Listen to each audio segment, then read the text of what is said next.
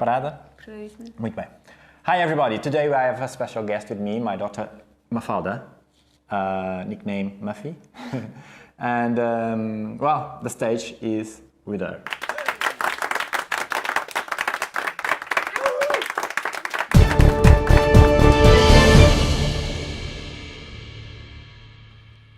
Hello, I'm Mafalda. Today I'm going to talk to you about a very interesting topic. What metabolisms are behind the famous glucose curve? This episode is a little bit of my story, because when I was smaller, my glucose curves were catastrophic. First, I will quickly explain the concept of the glucose curve. So, what is glucose? Glucose is our body's main source of energy. We get most of it from the food we eat, and it is then transported into our bloodstream and then into our cells. Its concentration can fluctuate wildly throughout the day, and sharp increases in this concentration, the so-called glucose spikes, affect everything, from our mood, to our sleep, to our weight, our skin, and even the health of our immune system. It is unlikely that you have heard about glucose unless you have diabetes, but glucose really does affect us all. In recent years, certain tools have been made available to better monitor this molecule. They are called CGMs, or continuous glucose monitors.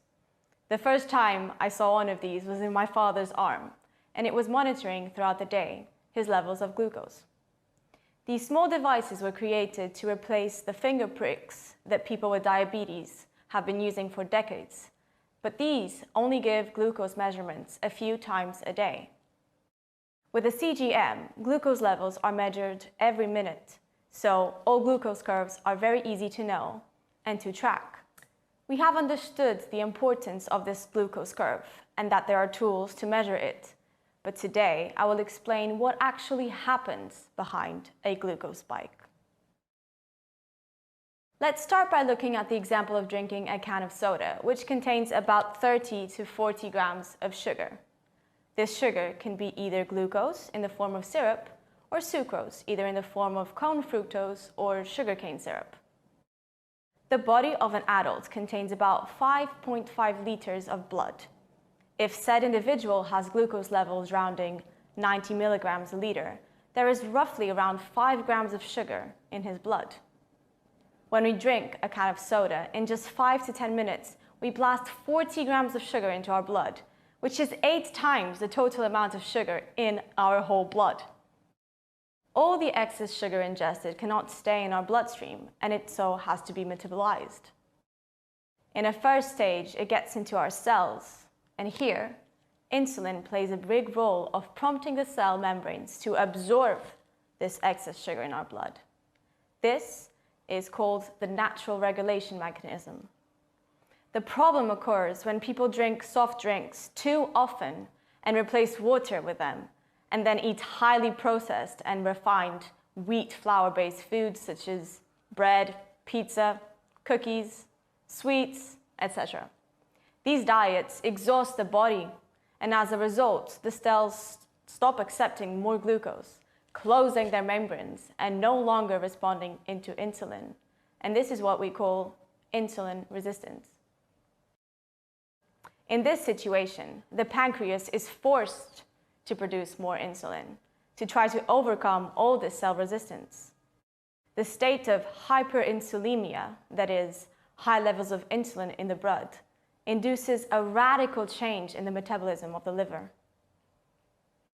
The liver is a key organ in detoxifying the body. However, under hyperinsulinemia, it leaves that function behind and takes on the role of converting excess blood sugar into fat instead. The liver is also responsible of storing the sugar in fat deposits, the adipose tissue, and even in the liver itself, also known as hepatic lipid infiltration or fatty liver. This type of situation progressively induces a certain automatism in the liver and the lipid tissue, which enter into an accelerated process of anabolism, that is, cellular growth, whilst the rest of the organism enters catabolism, that is, degeneration. It is for this reason that fat mass gain always means catabolism or degeneration of the body, regardless of the clinical situation, such as changes in blood tests, hypertension, and diabetes. An individual with insulin resistance already has significant metabolic changes regardless of their blood glucose level. That is, the liver and pancreas are highly active to process the blood load of sugars, increasing in the storage of fat in the body, both in the vessels and in the adipose tissues. Back when we only consumed whole grain products, the so-called chyme progressed along the intestine, and the nutrients gradually entered the circulation and were absorbed by the cells with little insulin demand, which required little effort of the parts of the body. The organism is designed with the ability to capture nutrients without much need for insulin to open up the cell membrane, so that glucose can pass into the cells. For highly processed meals, we don't actually need much more than the initial part of the intestine, as full absorption happens in less than half of the meter of the intestine.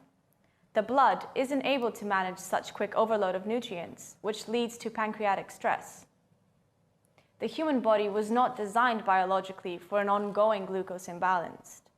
Please remember this. Amazing, Mafalda. Thank you. Amazing presentation. And hello, everybody. So still on the subject of diabetes, today I have a special guest with me, Dr. Pedro Carrilho. Dr. Pedro is a family medicine physician and member of the Portuguese Society of Diabetology. Hi, Pedro. Hello. Thank you for joining us and welcome to the Nonina Academy.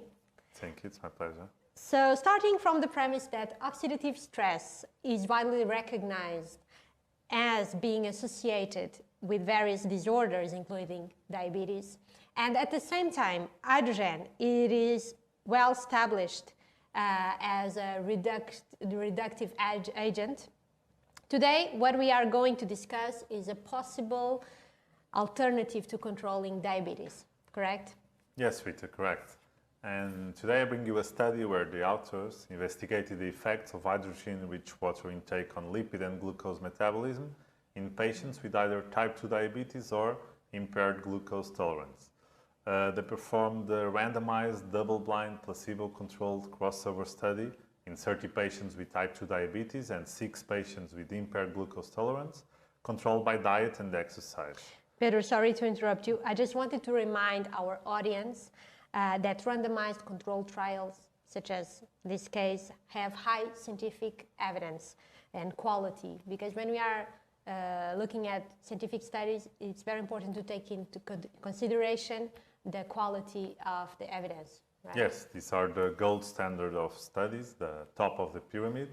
And in this study, several biomarkers of oxidative stress, insulin resistance, and glucose metabolism, assessed by an oral glucose tolerance test, were evaluated at baseline and at 8 weeks. Mm-hmm. And what results did they get? So the intake of hydrogen-rich water was associated with significant decreases in the levels of modified low-density lipoprotein, the so-called LDL cholesterol, by 15.5%, and also a decrease in the small dense LDL, which are the most dangerous ones, by 5.7%. Also a decrease in the urinary AT isoprostanes by 6.6%. Well, amazing results. Yeah, and more. Also, the supplementation with hydrogen-rich water intake was also associated with a trend of decreased serum concentrations of oxidized LDL and free fatty acids, but also an increase of the plasma levels of adiponectin and the extracellular superoxide dismutase, which is a very powerful antioxidant. Also, in 4 of 6 patients with impaired glucose tolerance, the intake of hydrogen-rich water normalized the oral glucose tolerance test. Okay, amazing. So, in conclusion, these results suggest that supplementation with hydrogen-rich water may have a beneficial role in prevention of type 2 diabetes and insulin resistance.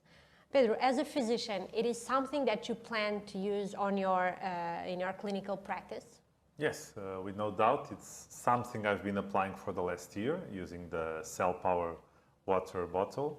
And I think as physicians, we always have to look for safe and effective solutions for our patients, especially these non-pharmacological therapeutics with no adverse effects.